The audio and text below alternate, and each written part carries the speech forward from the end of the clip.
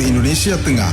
Inilah Radio Republik Indonesia Bau-Bau dengan Warta Kepton, berita seputar Kepulauan Buton.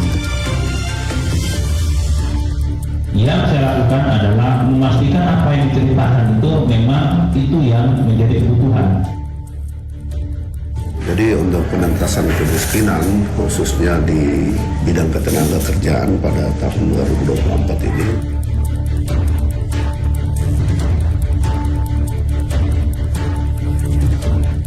Selamat pagi dari Jalan Limbo Lio, kami sampaikan pokok-pokok berita. Pastikan program perencanaan yang diserap melalui Musrembang sesuai kebutuhan masyarakat. PJ Wali Kota Bau-Bau lakukan monitoring dan pengendalian. Dinas Tenaga Kerja Kota Bau-Bau tahun 2024 ini kembali memprogramkan pelatihan kerja berbasis kompetensi. Inilah Warta Kepton pagi selengkapnya hari ini Selasa 6 Februari 2024 bersama saya Rizka Harlina.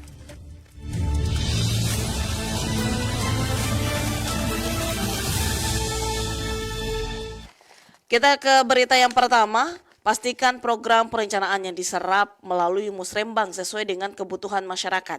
PJ Wali Kota Bau-Bau lakukan monitoring dan pengendalian. Selengkapnya, Hairul Mulku melaporkan. Yang saya lakukan adalah memastikan apa yang diceritakan itu memang itu yang menjadi kebutuhan. Penjabat Wali Kota Bau-Bau Dr. Muhammad Rasman Manafi akhir-akhir ini intens melakukan kunjungan kerja di kantor-kantor pemerintah khususnya di kantor camat dan lurah. Kegiatan interaksi langsung dengan aparat wilayah di tingkatan bawah itu dalam rangka melakukan monitoring dan pengendalian atas perencanaan yang sudah disusun dan perencanaan yang akan dilaksanakan oleh Pemkot Bau-Bau. Rasman Manafi menyebut langkah ini sengaja ditempuhnya untuk memastikan apa yang ada dalam dokumen merupakan kebutuhan masyarakat, bukan keinginan. Kenapa saya tempuh itu? Karena kalau saya hanya membaca laporan, saya sudah baca laporannya. RPJP, RPJM, RKP, bahkan Lakip 2 tahun terakhir saya sudah baca. Jadi yang saya lakukan adalah memastikan apa yang diceritakan itu memang itu yang menjadi kebutuhan. Yang namanya perencanaan itu selalu narasinya normatif dan ada spesifik. Dan yang namanya spesifik itu tergantung siapa yang menyampaikan pada saat pengambilan keputusan. Itu biasanya terjadi. Pada saat yang diputuskan mana prioritas, kalau yang hari itu mewakili dia fokus pada prioritas yang dia inginkan, itu yang akan disampaikan. Rasman Manafi mengatakan proses manajemen dimulai dari perencanaan, pengorganisasian, pengaktualisasian, dan controlling. Namun, fungsi controlling ini diakui memang jarang dilakukan di level pimpinan. Sehingga saat ini fungsi controlling itu yang harus diperkuat oleh para pimpinan. Biasanya di level perencanaan bagus sekali, kita sangat patuh. Pada saat kita mengorganisasikan bagi tugasnya bagus. Sudah mulai ini tanggung jawabnya ini, tanggung jawabnya ini. Tapi pada saat kita implementasi, yang kerja itu terus biasanya. Yang kita lakukan di level manajemen harusnya controlling. Apakah POA-nya tadi itu planning, organizing, and activating-nya itu memang benar-benar berjalan. Tugas kita selaku pimpinan OPD, selaku pimpinan unit, pimpinan wilayah, memastikan perencanaan dan kontrol itu sesuai. Ini yang kita lakukan. Dalam monitoring dan pengendalian yang dilakukan itu, PJ Wali Kota Bau-Bau juga meminta setiap camat dan lurah untuk menyampaikan program perencanaan prioritas di wilayahnya masing-masing. Bahkan terungkap beberapa program yang sudah bertahun-tahun diusulkan melalui Musrembang, namun sampai saat ini belum juga terrealisasi, sementara sangat dibutuhkan oleh masyarakat. Reporter RRI Bau-Bau, Hairul Mulku melaporkan.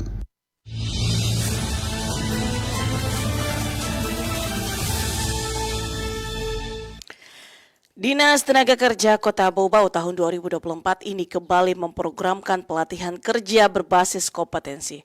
Program ini selain diharapkan bisa menekan angka pengangguran, juga untuk menangani kemiskinan ekstrim. Mengenai hal itu, Afrian Syah melaporkan.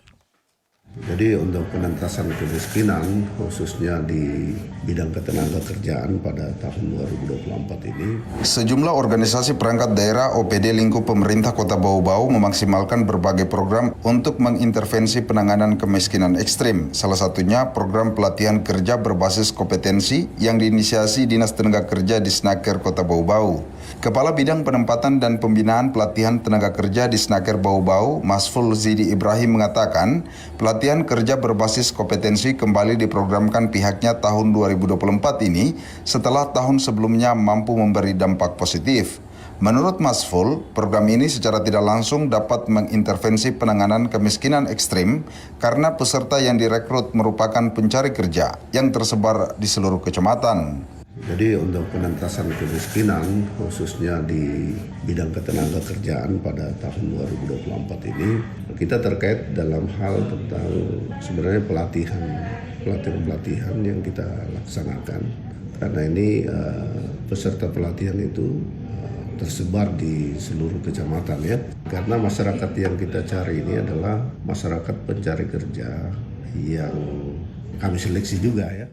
Masful juga mengatakan program ini tidak hanya sekedar melatih warga mampu berwirausaha dengan keahliannya, namun sekaligus diberikan bantuan usaha ketika peserta tuntas mengikuti pelatihan. Tahun 2024 ini, kata Masful, program ini ditingkatkan subkegiatannya dari sebelumnya hanya menjahit dan kuliner, ditambah dengan perbengkelan dan tata rias kecantikan, sehingga praktis dapat pula menambah jumlah peserta.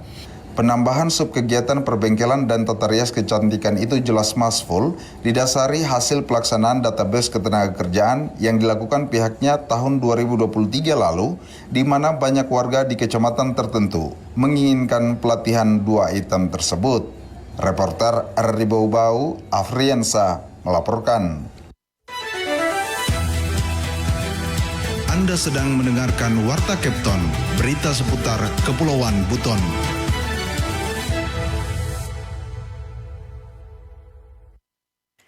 Kota Bau-Bau bersiap menghadapi penilaian Adipura tahun 2024 setelah 4 tahun melewatkan penghargaan bergengsi tersebut.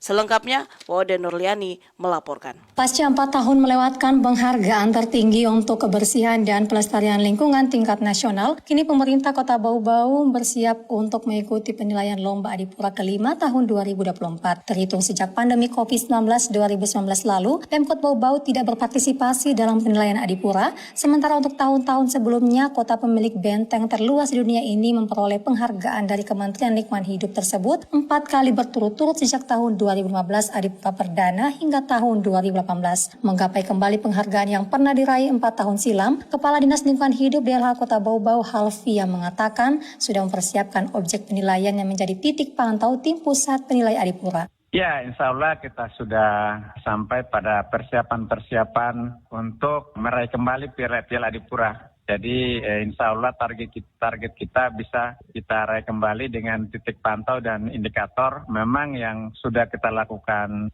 pembersihan yang menjadi agenda rutin kita tiap bulan sebenarnya. Agenda kegiatan pembersihan lingkungan semakin ditingkatkan kolaborasi lintas sektor menjelang penilaian yang diprediksi periode Februari-Maret 2024. Seluruh organisasi perangkat daerah terus membenahi lokasi penilaian termasuk 3 pasar terbesar di Kota Bau-Bau. Lanjut Halfia, seluruh objek di Kota Bau menjadi titik pantau penilaian, diantaranya Bandara Udara Betoambari dan Pelabuhan Murhum, sekolah, kawasan perumahan, perkantoran, tempat pembuangan akhir sampah atau TPA, terminal serta jalan umum. Pemerintah kota memaksimalkan peran camat dan lurah serta perangkat di bawahnya agar mengoptimalkan kebersihan lingkungan. Wadi Nurliani, reporter Bau-Bau, melaporkan.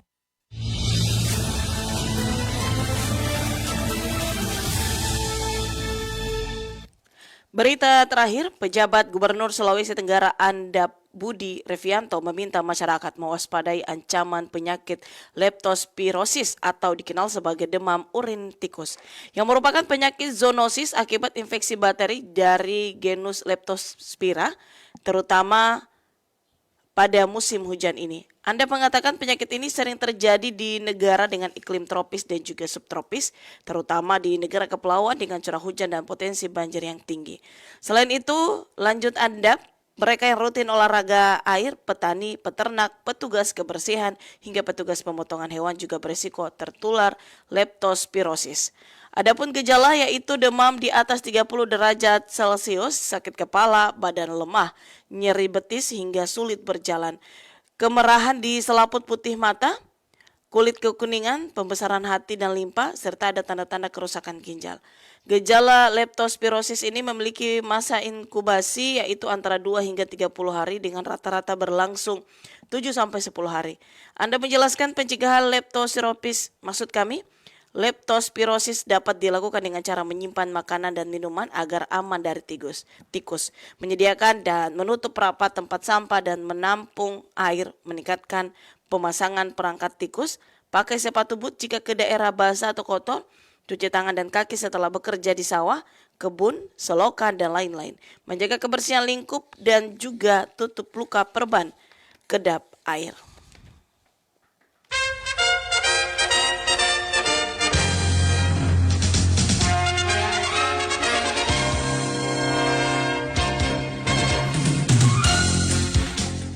Demikian informasi yang kami sampaikan dalam Warta Kepton pagi ini. Kembali kami sampaikan pokok-pokok berita. Pastikan program perencanaan yang diserap melalui pos Rembang sesuai kebutuhan masyarakat. PJ Wali Kota Bau-Bau lakukan monitoring dan pengendalian. Dinas Tenaga Kerja Kota Bau-Bau tahun 2024 ini kembali memprogramkan pelatihan kerja berbasis kompetensi. Demikian Warta Kepton pagi hari ini. Dapatkan juga informasi kami lainnya dalam Kepton pagi ini. Mewakili kerabat kerja yang bertugas, saya Rizka Arlina, selamat pagi dan sampai jumpa.